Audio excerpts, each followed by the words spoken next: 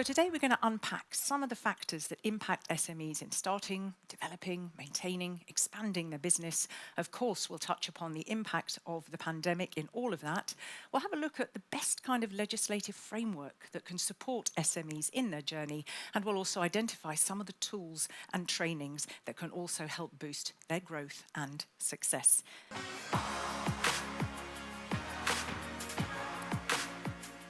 Welcome these lovely people who are joining us today.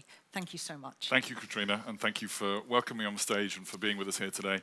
Ladies and gentlemen, distinguished guests, I'm delighted to be able to welcome you today to our 2021 Amazon Academy. And the reason that we're coming to you from Brussels is that we want to make sure that those with the task of building a European economy for the 21st century hear about the real-life experiences of these companies. And we want to discuss how we can help companies to grow, hire, and export faster and farther. And we're going to hear the perspective of the Slovenian presidency. Now, the Minister for Digital Transformation of the Republic of Slovenia, Mark Boris Andrijanic, has prepared a short message for us. It's a really nice one, so have a listen.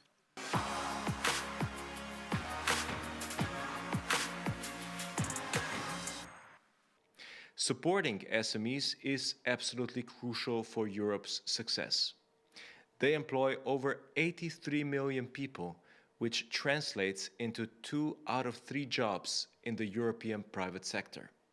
Moreover, they contribute 3.5 trillion euros to the EU economy and generate 53% of the entire value added.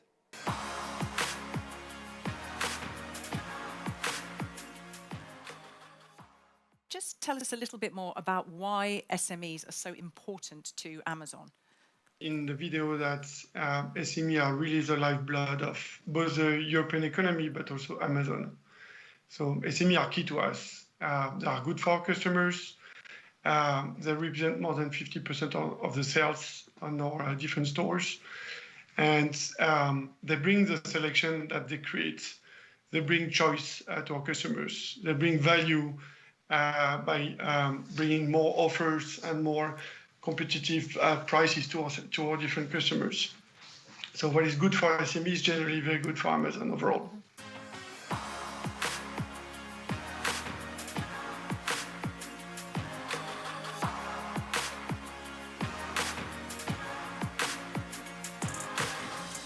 What would you say are the 3 most important actions that we need to consider if we want to support SMEs in Europe and maybe put them in an order of priority, would you say? Coming to your question, what are the 3 points?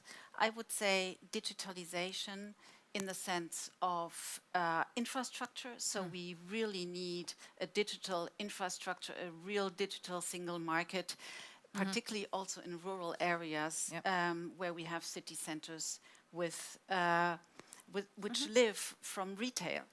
Then we need a regulatory framework that is enabling and that will give the space for innovation to be possible.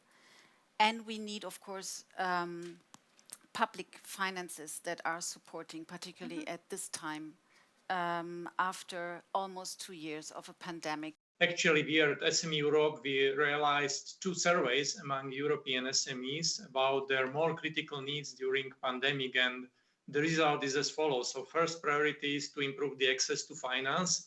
Secondly, still many SMEs, they face too high administrative costs. And thirdly, they need to improve quality of labor force.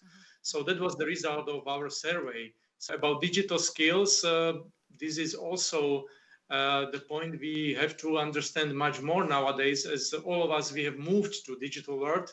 So if we have to improve quality of labor force, we have to invest much more into digital skills. How have you seen, because you again have measured this, you've been, taking the temperature more globally and also at European level of an uptake of funding support, of course at EU levels, there's the recovery and resilience funds. What have you been seeing there? Never as before, SMEs have been at the center of a crisis.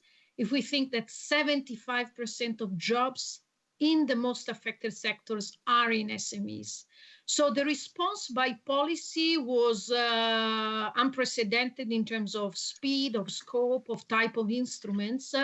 We measure, for instance, in the area of digitalization globally, that about 25% of budget was targeting SMEs when looking at measures to improve digitalization. In Europe, we have 22 million small and medium-sized enterprises. That means two things, depending on how you look at it. They're either part of the problem, which I don't think they are, or they are part of the solution, which I do think they are.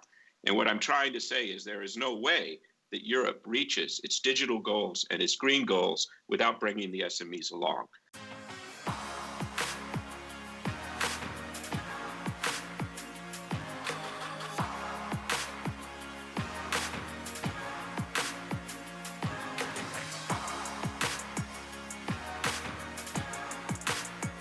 Can you just in a nutshell describe your experience of, selling online on an Amazon store as compared perhaps to another platform? We were experts of marketing and we were passionate about that marketing, but we didn't know nothing about logistics. And the first year I remember, 2 weeks before Christmas, we had about 250 orders per day. We had to fulfill them by ourselves. The office was full of packages, full of boxes. We understood that we were not good at that. And we decided to give our fulfillment to Amazon Logistics with this FBA program. And this was, I think, the last point that really helped us to launch the brand very quickly and in a cost-saving way for us. And let's just focus briefly on the pandemic and the impact. What was the biggest? And did you have to make a change as a result, I would imagine? Can you just share with us? People lost the fear in buying online, probably groceries and drinks. And that was a good opportunity for us. And that's why being part of Amazon, being part of the Amazon Launchpad program was really helpful because it allowed us to offer our refreshing sangrias to most of our customers. So let me ask you exactly the same question. Does that resonate, what you heard there from your fellow sellers? How would you describe your experience? So we were marketplace sellers, and through the reach or the knowledge of Amazon and awareness from the customers, we grow so much and so quick in this short time. Also, like my pre-speakers told, you could expand and scale your products in other countries like Spain, France, Italy. So we grow within a short time, very large, and the cost, like Daniel said, it's scalable as well. You always know what your scale will be and what the cost will be for this. If you had to first start off by sharing with us, one or two of perhaps the biggest challenges of starting sort of much more broadly an e-commerce business during the pandemic, what were they and how did you overcome them? Well, the biggest challenge was to offer more than 6,000 toys on such a way on multiple platforms without generate any oversales. Okay. The AP interface from Amazon helped us a lot. Without this, it would not have been possible. And then we wanted to sell across Europe as soon as possible, and that's nowhere easier than on Amazon.